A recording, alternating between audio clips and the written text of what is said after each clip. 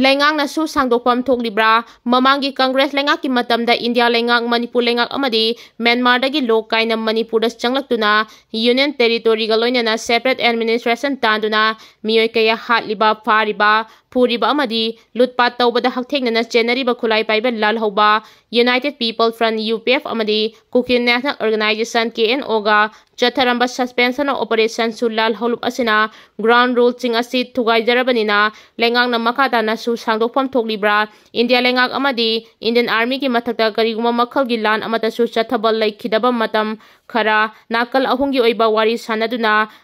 su chatharambadu Manipur lengak ki oinadi kumja lisingani kunmari gi February da famkhiba Manipur Legislative Assembly mifamna su Kuki narco terrorist singa chathariba suspension of operation suasi makhata na sangthadana ba warep lokhiba su laikre Hauji state sida miyangi lengak leitre haiduna miyangi lengak na sangdoklam draba Kuki lal hoba singa chatharaba su makhata na sangtha bahaibasi afaba khongthang oiroi maramdi matam amada nakal ahungi oiba wari sanaduna suspension of operation su chathaduna India lengak na yokpi thakpi riba tongan tongan ba Kuki lal hoba lob kunmanga gi apunba UPF amadi KNO hariba lob singa se Myanmar da best oba ngaktani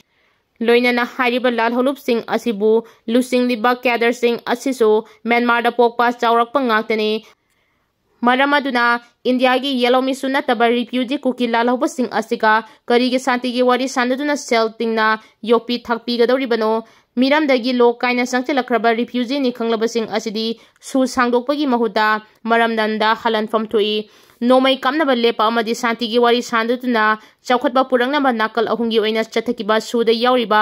UPF amadi KNO ase tongan ba Kuki gi lal holup kunmanga gi apunbani hariba lup asida yauriba maruoiba lal holup kharadi Kuki National Front Military Council Kuki National Army Kuki Liberation Army na singbasi panba yai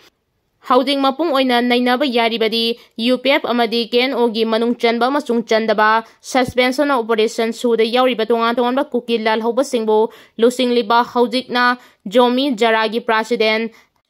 Thanli Yenpao Guitesi Myanmar gi state ki MP oirambani makhata na Jomi Revolutionary Army ZRA gi vice president kam secretary oiriba Kemchin Kuki National Army KNA gi chairman PS Haukip Kuki Voluntary Kuki Revolutionary Army KRA gi president oiriba Saikul AC gi MLA Kimnio Haukip Hangsing gi mapur oiba David Hangsing amadi Kuki National Front KNF amasung United People Front UPF gi chairman oiriba Haudi Kangpokpi AC gi MLA oiriba Nemcha Kipjen gi mapur oiba Thangboy Kipjen na chingba sing asi Myanmar masa ngaktani loinana Myanmar da best tawraga lan haujabani Masida matau karam na India lengang na makhoibu konsenduna su chatharibano haiba lal holup sing asidi sugi ground rule sing thugairapdagi mamangi BJP lengak na SoOsangdokna bagi warep lokhibani adu oiba tarabadi India lengang na haiba lal holup asiga makhata na SoOsangdok thoklibra haibasi kupnan naina hoba chungani miyangi lengak leitre haiduna India lengang na SoOsangdok bagi khudongchaba lauridabani ngasi su khunrakwam kendra gi manung chana leiba chanung haina khangnaba mafam aduda Kuki na nongmai round tara Henna kaptharakre hairi loinana Kuki na nongmai kapakpa aduda midai gi laukum liba lomi singda Central Force na tankhalakle hairi China na radiation thoktaba nuclear bomb dagi Henna paksana manghantakhanba ngamba super high bomb saduna puthokre China na radiation thoktaba nuclear bomb dagi Henna paksana manghantakhanba ngamba super hydrogen high bomb saduna puthorakpadagi US yauna malengi leibak singkham thengna pakhatna kra hairi report asigi matung ina China na puthorakliba super high bomb asi China gi State Shipbuilding Corporation CSSC gi 705 Research Institute na sabani bomb makhal asi thermonuclear bomb gumna radioactive radiation thokte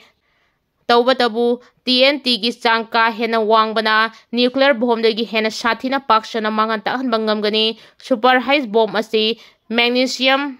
hydrate ta yumpham oiraga pokhaiba bomb makhal amani bomb asina pokhairaba matungda hydrogen gas thadorakpadagi Celsius degree lising ama Henna sabaga loinana mafang kayada paksana amangata thokani super high bomb asi nuclear bomb dagi saruk tara manga Henna mapangal kanba bomb makhal amani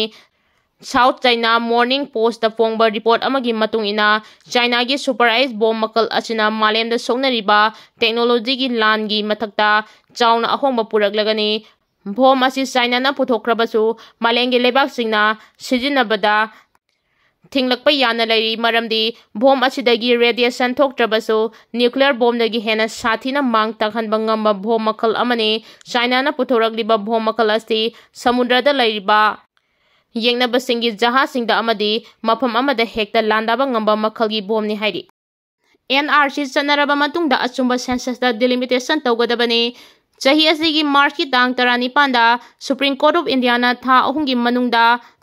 India gi awang nongpok ki state Arunachal Pradesh Nagaland Manipur amasung Assam gi delimitation gi thabak loisingadabani haina matam pikhrabani Manipur gi oina su asengba achumba census da yumpham oiraga delimitation tawgadabani maduna trabadi delimitation tawba marem chade haibadugi asetpa phirep ama lominaba changi Manipur da Myanmar Bangladesh yauna atai lebak singdagi sangthilakpa mitop miyangcha kaya lei haibati pumnamangna khangnaraba wafamni India gi lairiba law singna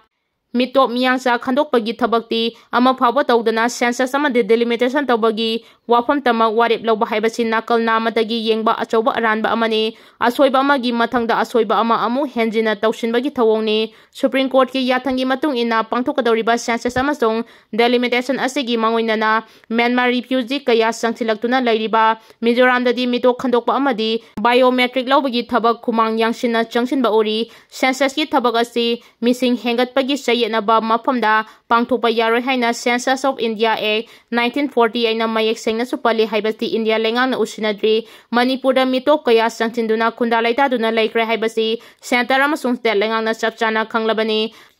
lising amagi census da Chandel gi sakpi karong da chada chamaga 19 mising hengalaki Churchanpur amadi saikoda lairiba khulsingda sahi amada mafam kadaidagi lakpano haiba history leitaba mi lising ani gi sangda hengalaki Haukiba lising ani amagi census report da yumpham oiduna delimitation tawgadaba adu singi subdivision mapanda yamna chanadaba mongda mising ka hena hengalaki masigi sayenaba asina delimitation gi thabak paikhatpa ngamkide lising ani amagi census adu da Senapati district ki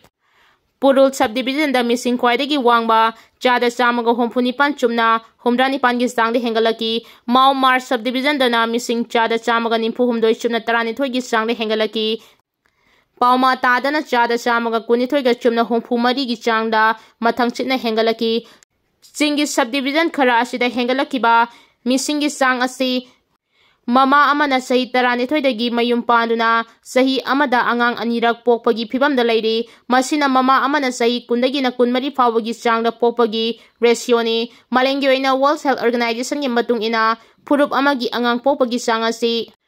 Chada aniga chumna amani haidi India gi oina National Family Health Survey ki matungina Manipur gi oina mitai singna angang popagi sangasi chada amaga humra taren Muslim gi oina chada aniga kuntramari aduga Christian singi oina chada aniga maudra mari oidi masigi marakta haudik Myanmar dagi Kuki zo singna logi wangmada Churchanpur kangpopi federal technopal singbada leptana changsilakpa mi singna Henna laisilakpa na singi yellow mi singi mi singdagi ka Henna laire haibasidi miyam pumna mangna khangnarabani